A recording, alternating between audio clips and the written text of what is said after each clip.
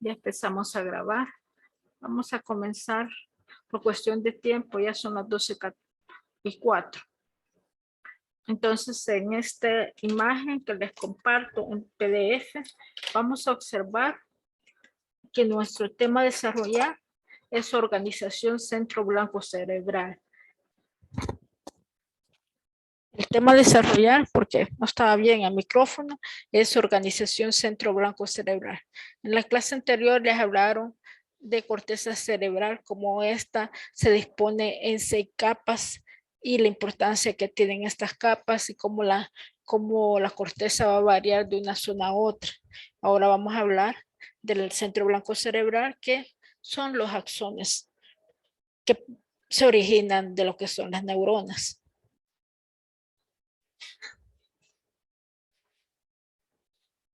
Las referencias bibliográficas son de Principios de Neurociencias, de su libro de texto, la 5ª edición, de la FIFI, la neuroanatomía funcional y BAR. Los 3 libros son los usados. Las competencias a desarrollar son los objetivos que están en su libro de texto y no nos vamos a detener. Vamos a hablar sobre qué es el centro blanco cerebral. Como usted observa, el centro blanco cerebral va a contener fibras axonales y células de sostén, que son las células de glía, que hay de diferentes tipos. Y entonces vamos a observar que eso va a contener el centro blanco cerebral. Y va a estar situado, si usted lo observa, entre la corteza que está en la periferia. Esto en una coloración café, fijado con formaldehído. Entonces ahí están los somas de las neuronas. Entonces se sitúa entre la corteza, que es la periferia, y lo que son los núcleos basales que están en la parte central. Entre ellos va a estar el centro blanco cerebral. Acuérdense que los núcleos basales que estamos observando son el tálamo, lo que es el núcleo lenticular formado por el globo pálido y lo que es el putamen, y los 2 núcleos del tálamo que están a los lados del tercer ventrículo. Esos son los ganglios basales principales. Y entre ellos vamos a ver que discurren los axones, que son la sustancia blanca. Los tipos de fibras que va a contener el centro blanco cerebral van a ser fibras comisurales, las fibras de proyección y las fibras de asociación, que ya vamos a definir cuáles son. La definición de los tipos de fibras. Las fibras comisurales se les llama así porque conectan áreas simétricas de los hemisferios cerebrales derecho e izquierdo, siendo la fibra comisural más importante el cuerpo calloso. Entonces, las fibras comisurales van a conectar áreas simétricas de los hemisferios cerebrales derecho e izquierdo. Luego tengo otro tipo de fibras, que son las fibras de proyección, que descienden desde la corteza cerebral al tronco del encéfalo o ascienden desde el tronco del encéfalo a la región del tálamo y la corteza. Las fibras de proyección pueden ser de 2 tipos: descendentes, como el tracto córtico espinal y córtico nuclear, o ascendentes, como el tracto del lendisco medio y el lendisco espinal. O sea, van a ser fibras de proyección. Y el otro tipo de fibras axonales que existen van a ser fibras de asociación. Ellas van a conectar diversas porciones de la corteza cerebral de un mismo hemisferio. Asocian, conectan diversas porciones de la corteza cerebral de un mismo hemisferio. Ahora voy a empezar a hablar de las fibras comisurales. Decíamos que las de mayor importancia son el cuerpo calloso. El cuerpo calloso va a poseer las porciones, aquí las veo un poco, ¿verdad? Parte anterior, la rodilla, lo que es el tronco, y su parte posterior, que es el rodete. Acá veo lo que es el tronco. Mire cómo está conectando a los que son los hemisferios de forma simétrica. Entonces se define como un gran haz de fibras, la más grande de las comisuras que cruza la cisura longitudinal del cerebro. Aquí lo vemos. Y por lo tanto interconecta grandes porciones de los hemisferios cerebrales. Aquí vemos en esta imagen la representación pues de lo que es el cuerpo calloso. Este es el tronco, lo que es la rodilla y lo que es el rodete. Miren cómo en la parte anterior está conectando áreas de ambos hemisferios de las regiones frontales y temporales, y en la parte posterior interconecta grandes regiones de las áreas parietales, occipitales y poco temporales. Entonces, casi todas las partes de la corteza cerebral se van a conectar con sus contrapartes en el hemisferio opuesto por medio del cuerpo calloso. La función e importancia, fíjense muy bien porque se la voy a preguntar, es que se encarga de coordinar la actividad de los dos hemisferios, que funcionen como un todo coordinado. Entonces, se encarga de coordinar la actividad de los dos hemisferios cerebrales. Y contribuye el cuerpo calloso a la bilateralidad de los indicios o huellas de la memoria. Contribuye a la bilateralidad de los indicios o huellas de la memoria. Hay una transmisión interhemisférica gracias al cuerpo calloso. Pasa la información de un hemisferio al otro. La sección del cuerpo calloso se cree que está en relación con una epilepsia severa. Entonces acá vemos siempre que se encuentra en la cisura longitudinal del cerebro y aquí vemos lo que es el tronco, ¿verdad? Y tiene su porción en la porción anterior, o polo frontal la rodilla y su porción posterior, o polo occipital el rodete. Y vamos a hablar de otras fibras comisurales más pequeñas. La comisura anterior. Este es un pequeño haz de fibras que cruza el plano medio en la lámina terminalis. Pasa por la parte anterior del cuerpo estriado, proporciona una comunicación adicional a los lóbulos temporales e incluye fibras que conectan los giros temporales mediales e inferiores de ambos lados. Esta comisura anterior posee otras fibras que cursan entre la corteza olfatoria de los lóbulos temporales, en los cuales el uncus es una estructura de referencia que relaciona a la comisura anterior.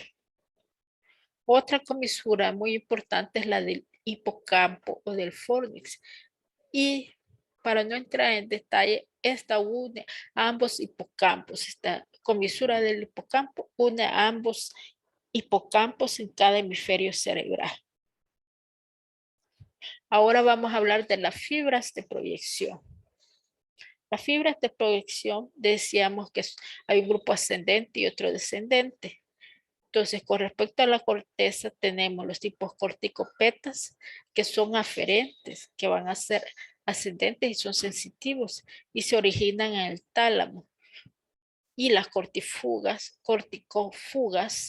¿verdad? Que vienen de corteza, son eferentes y ellas son motoras y descienden a niveles inferiores. Vamos a hablar brevemente de las fibras corticopetas, que poco ustedes las conocen. Tenemos entre ellas la radiación génico-calcarina, que como su nombre dice, va del cuerpo geniculado lateral, donde está la tercera neurona, a lo que es la corteza visual. Y la radiación auditiva, pues como dice su nombre, está desde el cuerpo geniculado medial a lo que es la corteza auditiva primaria, que es en el área 41 según los mapas de Brona, que son los giros temporales transversos. Otras corticopetas son las radiaciones talámicas que vienen de núcleos talámicos a áreas cerebrocorticales específicas, como serían las que vienen del núcleo ventroposterior lateral del tálamo, por donde pasa el índice espinal y el índice lateral y que ascienden al giro postcentral. Estas fibras corticopetas terminan en capas más superficiales de la corteza, como es la capa 1 a la capa 4 de la corteza cerebral. Tiene aferentes tálamos corticales que surgen en hilera ventral del tálamo, como ¿qué núcleo? El cuerpo geniculado medial, cuerpo geniculado lateral, que terminan en las capas 4, en la banda de la corteza cerebral. Hay bandas como la banda de Generi, que esta banda está a nivel de la corteza cerebral. Casi todas las fibras, corteza cerebral visual, casi todas las fibras de proyección córtico-petal se originan en el tálamo. Algunas ascienden desde el núcleo del hipotálamo y el tallo cerebral. Las corticofugas son descendentes, eferentes, se originan en corteza cerebral, se dirigen al núcleo del tálamo, al tallo cerebral, a la corteza cerebral o a la médula espinal. Proceden de las células gigantes de Bex, de la capa 5 del giro precentral o del área motora primaria de la corteza cerebral. Cursan a través de la cápsula interna, específicamente por el brazo posterior. Ejemplos de estos tractos van a ser el córtico espinal, pues que es ampliamente estudiado en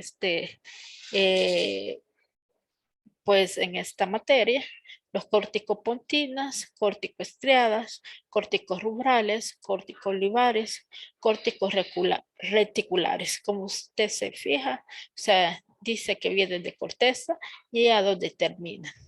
Esos son los tractos de fibras córtico-fugas. Vamos a empezar hablando del más importante tracto motor. Es el córtico espinal o vía córtico espinal o piramidal. Piramidal porque forman las pirámides. En cuanto a su trayecto, ellas se originan en lo que es el giro precentral, específicamente en la capa 5 de las células gigantes de Bex. Allí se origina el tracto córtico espinal.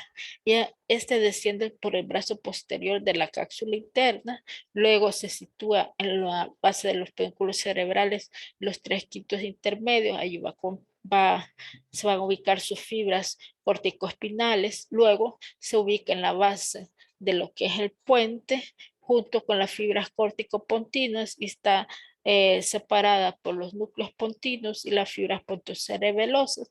Allí las vamos a encontrar compactas las fibras, luego a nivel de médula oblonga, porción rostral va a conformar las pirámides, allí se encuentran compactas estas fibras, inferior a estas, lo que son las fibras corticoespinales, se decusan, un 15% ocupa lo que es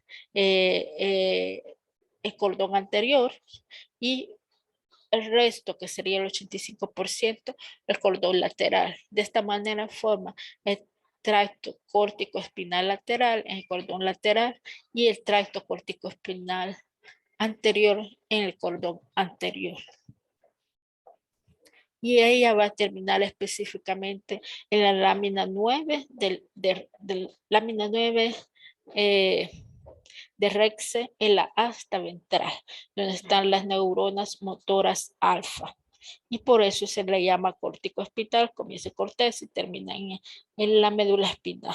Entonces, en la corteza cerebral yo voy a tener la neurona motora superior y la neurona motora inferior va a estar en el cuerpo de la neurona motora alfa de la lámina 9 de Rexe. Luego tengo yo lo que son los axones de la neurona motora inferior. Todo esto que yo estoy tocando son los núcleos y aquí los axones de lo que es esta villa. Vamos hoy con otro tracto motor, que son el tracto córtico pontino. Este inicia en corteza cerebral y va a terminar en los núcleos del puente, como nosotros lo observamos en los núcleos del puente.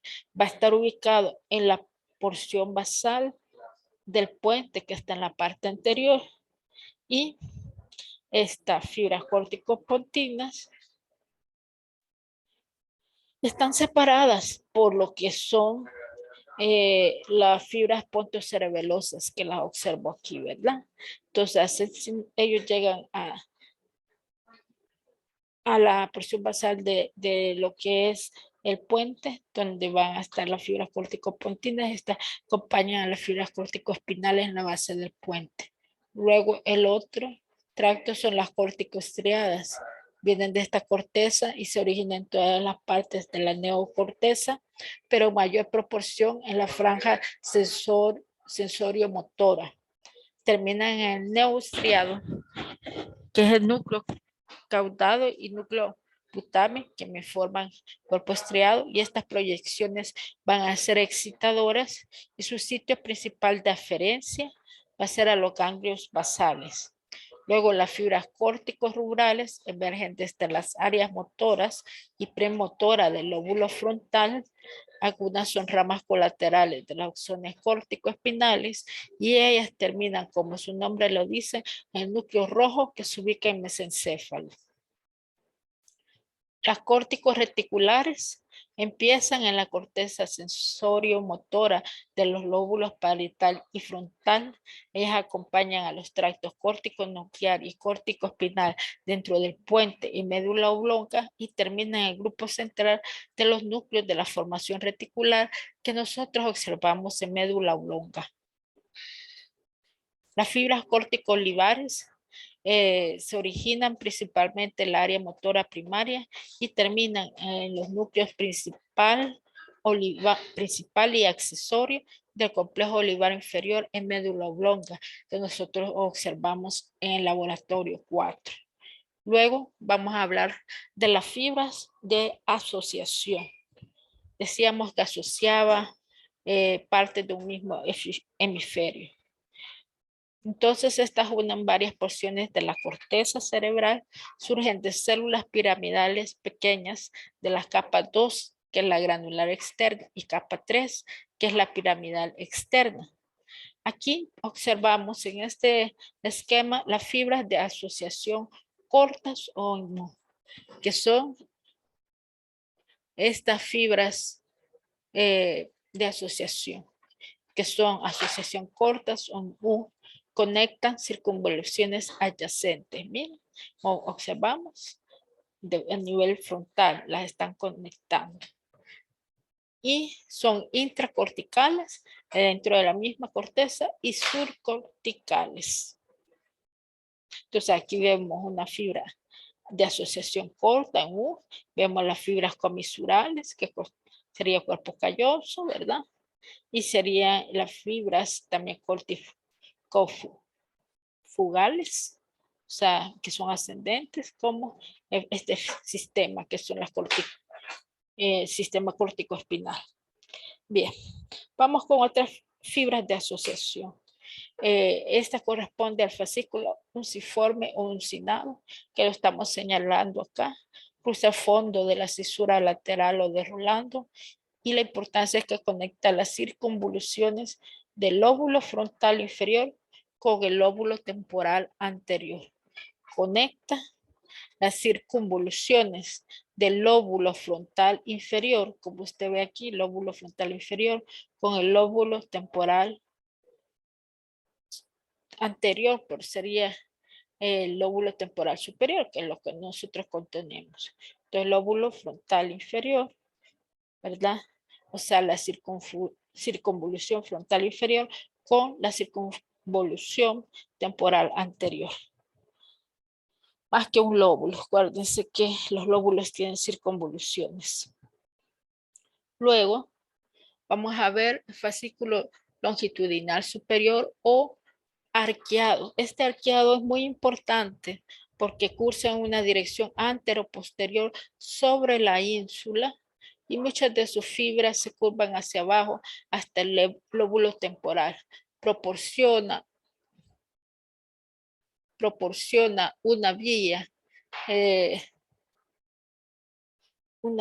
que conecta, espérense, proporciona una comunicación importante entre las cortezas occipital, parietal y y frontal. Esa es la importancia del fascículo longitudinal superior o arqueado, que proporciona una comunicación importante entre las cortezas occipital, parietal y frontal.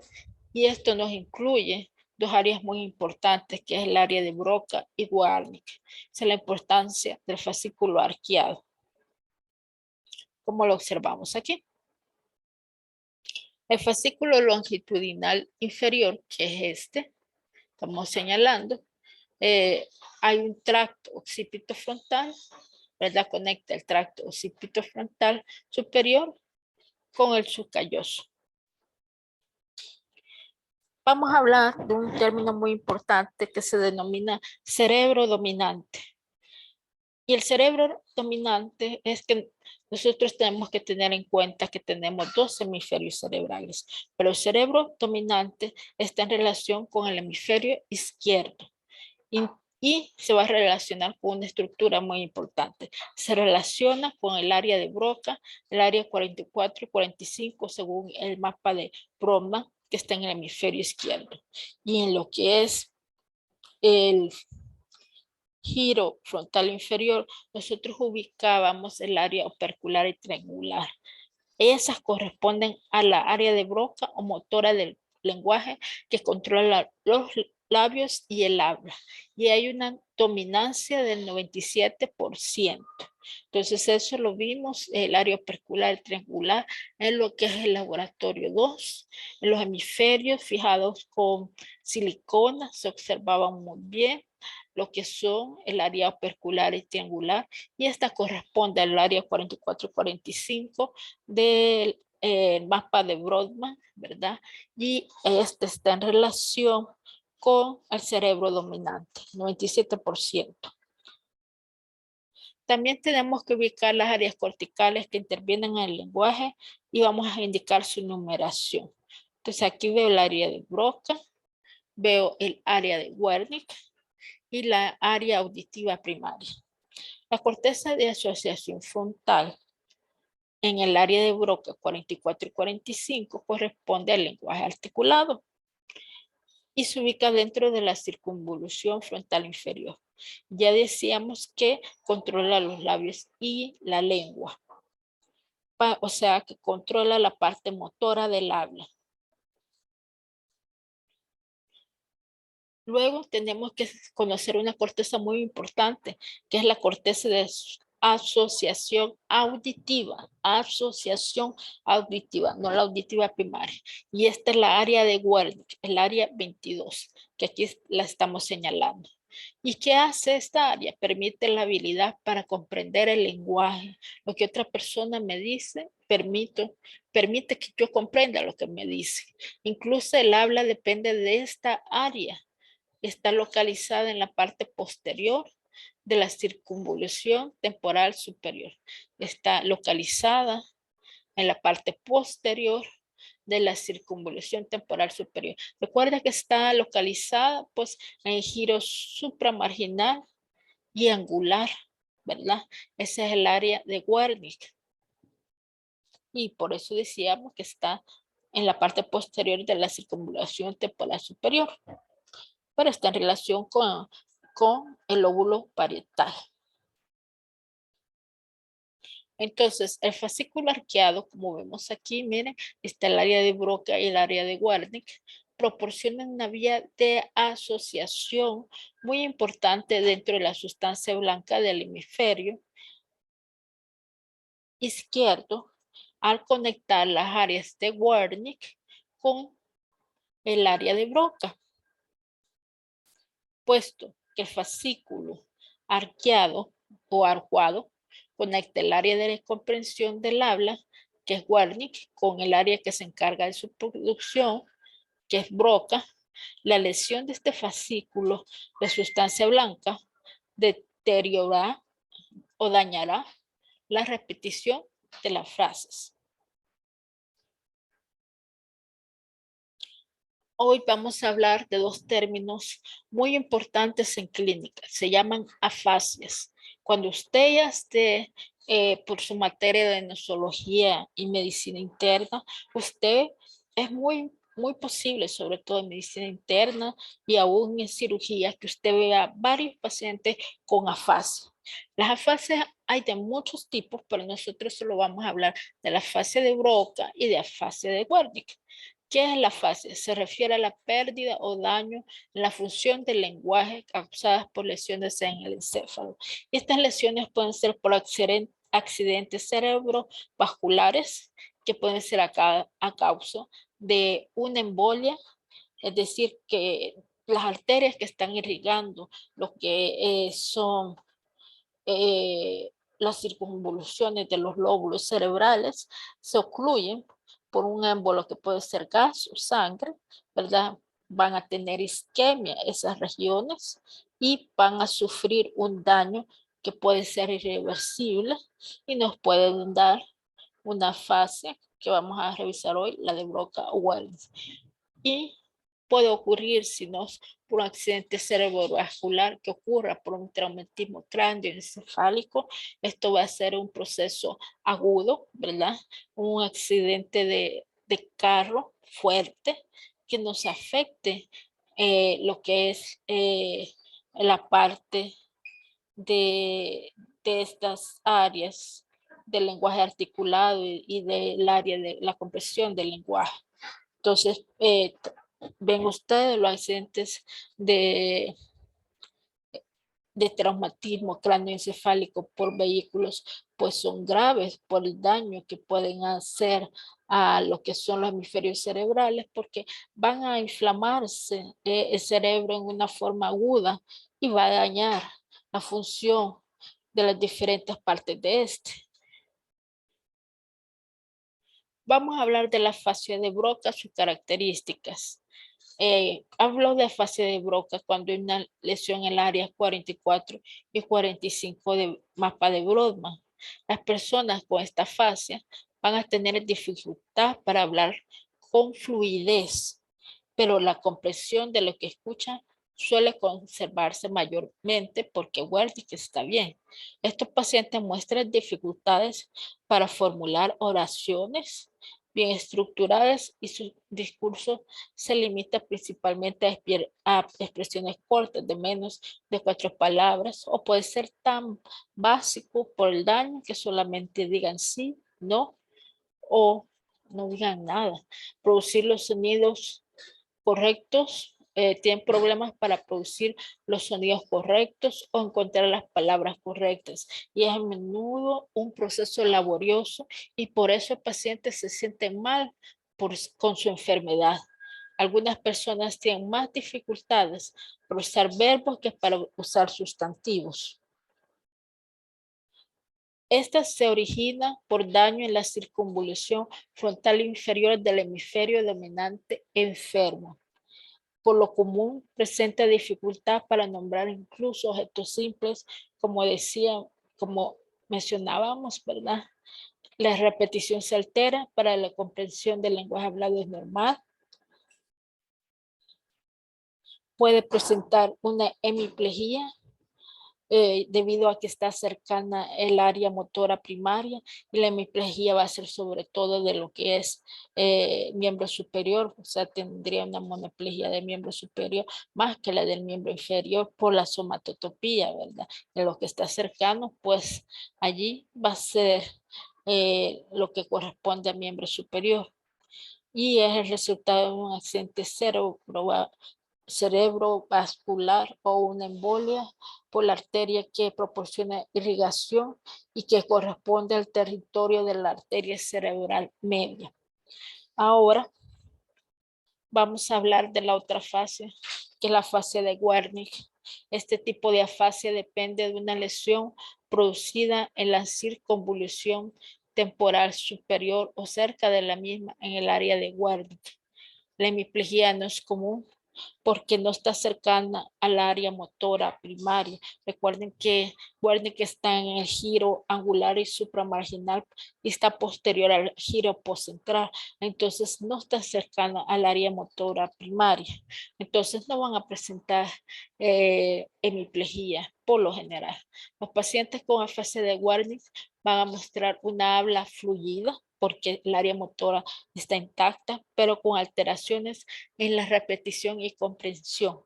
No van a comprender lo que les dicen. Y además de eso, produce unas parafases literales y verbales. Y suelen utilizar neologismos, decir palabras nuevas que solo para ellos tienen significado y que no tienen sentido. El habla se va a volver redundante, pero sin significado, y se les puede diagnosticar por error un trastorno psiquiátrico y es causado por lo general por enfermedades vasculares cerebrales embólicas. El paciente no se va a sentir mal consigo mismo porque no está consciente de que está enfermo, porque puede hablar, pero no comprende lo que otra persona le expresa. Él simplemente va a hablar y va a hablar en forma redundante, no lógica. Esto sería en cuanto a esta clase. ¿Hay dudas, muchachos? ¿No tienen dudas? Si no hay dudas, nos vamos a quedar aquí, ¿verdad? Y les subo el video.